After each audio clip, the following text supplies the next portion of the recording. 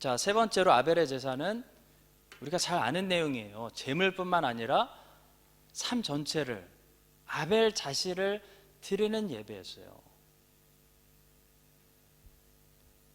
자, 본문 말씀 창세기 4장 4절과 5절을 다시 보겠습니다. 자, 아벨은 자기도 양의 첫 새끼와 그 기름으로 드렸더니 여호와께서 아벨과 그의 제물은 받으셨으나 가인과 그의 제물은 받지 아니하신지라. 가인이 몹시 분노에 안색이 변하니 했습니다. 하나님이 무엇을 받으시고 지금 이 형제들의 제사를 통해서 하나님이 무엇을 액셉트 하시고 무엇을 리젝트 하셨는지가 분명히 기록되어 있어요. 하나님은 아벨의 제물만 받으신 것이 아닙니다. 하나님은 두 가지를 받으셨는데 아벨을 받으셨고 아벨의 제물을 받으셨어요. 하나님은 두 가지를 리젝트 하셨는데 가인과 가인의 제물을 리젝트 하셨어요. 자, 이 말씀을 통해 우리는 다시 한번 예배가 무엇인지, 예배를 통해 우리가 무엇을 드리는지, 예배를 통해 하나님이 무엇을 받으시는지 기본적인 요소를 배우게 됩니다. 구약의 예배, 곧 제사는 제물만 드리는 것이 아니라 제물을 드리는 예배자의 삶 전체를 하나님께 함께 드리는 것이 바로 제사였습니다. 정확히 말하면 하나님께서 아벨의 제물을 받으신, 아벨에 드린 그 살찌고 건강하고 첫 퍼스트본이었던 새끼를 받으신 이유는요, 아벨의 제물 때문이 아니라 아벨 때문이에요. 하나님께서 가인의 곡식을 리젝트 하신 이유는 곡식이 썩어서가 아니라요, 맛이 없어서가 아니라요, 가인 때문입니다. 많은 사람들이 창세기 4장을 풀이하면서 자꾸 아벨의 동물 제사와 가인의 곡식 제사를 비교하죠. 제물만 비교하는 거예요. 어리석은 생각입니다. 아벨은 피 흘리는 희생 제사로 드렸기 때문에 하나님 받으셨고, 가인은 피 흘림이 없는 곡식 제사를 드렸기 때문에 하나님 받지 않았다. 이거는 예수 그리스도의 어토먼트 세크파이스를 예언하는 그런 거다. 저는 그렇게 생각하지 않습니다. 왜냐하면 레위기에 보면 곡식 제사, 소제 같은 피 흘림 없는 곡식 제사도 하나님이 분명히 기쁘시게 받으세요. 자, 우리는 제물이 문제가 아닙니다. 여러분과 저의 예배가 뭐가 문제인지 아세요? 제물이 문제가 아니에요. 우리가 문제인 거예요. 제물을 드리는 예배자를 점검해야 됩니다. 하나님은 제물이 아니라 제물을 드리는 예배자를 보시는 거예요. 오늘날에 얼마나 많은 사람들이 하나님 앞에 예배드리러 나오면서 예물을 앞으로 밀어드립니까? 그리고 자기는 예물 뒤에 숨어버리죠. 나는 100불, 200불, 1000불, 2000불 귀중한 헌금을 드렸으니까 나는 안 드려도 하나님이 이 예배를, 나의 예배를 받으시겠지. 이게 가인의 제사입니다, 여러분.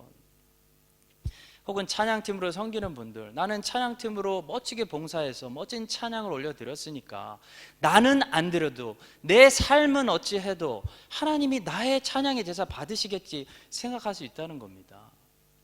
설교하는 사람 똑같아요. 저는 목회자니까, 나는 목회자인데 나는 열심히 설교 준비해서 말씀 전했으니까 나는 안 드려도 내 삶은 어찌한들 하나님이 오늘 나의 예배를 받으시겠지, 완전 착각할 수 있다는 거예요. 저는 개인적으로 최고의 설교를 해서 그 말씀을 통해 예배에 있는 모든 성도들이 말씀의 은혜를 받았다고 해도 정작 설교자 자신의 예배는 하나님께 거부당하는 일이 꽤 많을 수 있다고 생각하는 사람입니다. 자, 나의 재물은 잘 준비되어 있는가가 아니죠. 나는 잘 준비되어 있는가? 나의 예물과 나의 헌신과 나의 봉사가 얼마나 잘 준비되어 합당하게 드려지고 있는가가 아닙니다. 나는 얼마나 잘 준비돼서 하나님께 드려지는가를 우리가 봐야 된다는 겁니다. 오늘 설교 잘했어, 오늘 찬양 참 좋았어, 오늘 헌신 많이 했어가 아니에요. 그걸로 만족하면 안 된다는 겁니다. 하나님은 예배자를 받으세요. 하나님은 예배자를 보시고 재물을 판단하십니다. 하나님은 아벨이 드렸기 때문에 그 양을 받으신 거예요. 만약 아벨이 그날 곡식으로 드렸다면 하나님은 아벨의 곡식을 받으셨을 거예요. 아벨이 드렸기 때문에. 예배자가 아벨이기 때문입니다. 여러분, 고린도후서 8장에 보면 사도 바울이 전도 여행으로 돌아가 봅시다. 고린도 사람들에게 마게도냐 사람들의 신앙을 좀 자랑하는 장면이 있어요. 바울이 지금 마게도냐에서 고린도로 편지를 보낸 게 이제 고린도 후서인데, 이런 내용이요. 내가 몇 개월 후에 너희 고린도에 갈 건데 내가 갈 때까지 좀 헌금을 준비해 놔라, 이런 내용입니다. 자, 바울은 그때 고린도 사람들이 열심을 내서 하나님께 드릴 헌금을 잘 준비해 놓기를 원했어요.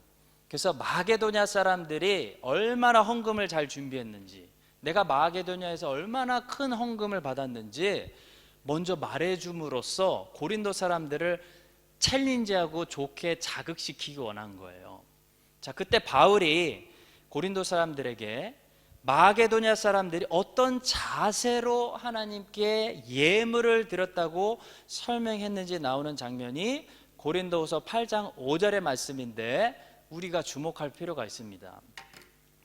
자, 우리가 바랐던 것뿐만 아니라 그들이, 그러니까 마게도냐 사람들이 먼저 자신을 주께 드리고 또 하나님의 뜻을 따라 우리에게 헌금을 주었도다 라고 말씀하고 있어요, 여러분. 자, 마게도냐 사람들이 어떻게 했다는 거예요? 뭐가 바른 예배 헌금이었다는 겁니까? 하나님께 헌금만 드리는 것이 아니라요, 먼저 마게도냐 사람들이 자기 자신을, 예배자인 자기 자신의 삶을 주께 드렸다는 겁니다. 마게도냐 사람들은 삶 전체가 하나님께 헌신되고 봉헌되고 헌금한 사람들이었기 때문에 헌금이 나왔던 거예요.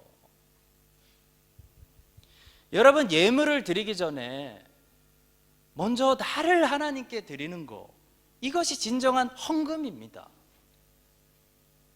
삶을 드리지 않는데 하나님이 거짓입니까? 헌금이 제대로 된 봉헌이 나올 수 없는 거죠. 가인의 제자가 되는 겁니다. 곡식만 밀어놓고 가인은 자기를 드리지 않은 거예요. 여러분, 우리의 예배가 언제든지 가인의 제자가 될 수 있습니다. 하나님은 거지가 아닙니다. 하나님은 우리의 돈이 필요한 분이 아닙니다. 하나님은 우리가 마땅히 하나님께 뭘 드리기 원하시는 거예요? 우리 자신을 다 드리며 예배하는 피조물이 되길 원하시기 때문에 훈련하시려고 제물을 가져오라고 그러고 예물을 가져오라고 그러고 말씀하시는 겁니다. 자, 여러분과 제가 마게도냐에 있는 성도들처럼 되기 원합니다. 아벨처럼 되기 원해요.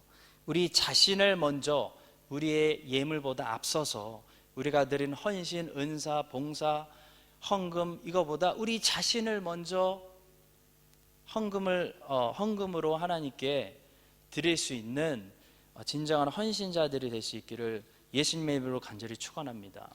옛날에 진짜 한국에서 부흥 집회 때 그런 일이 있었대요.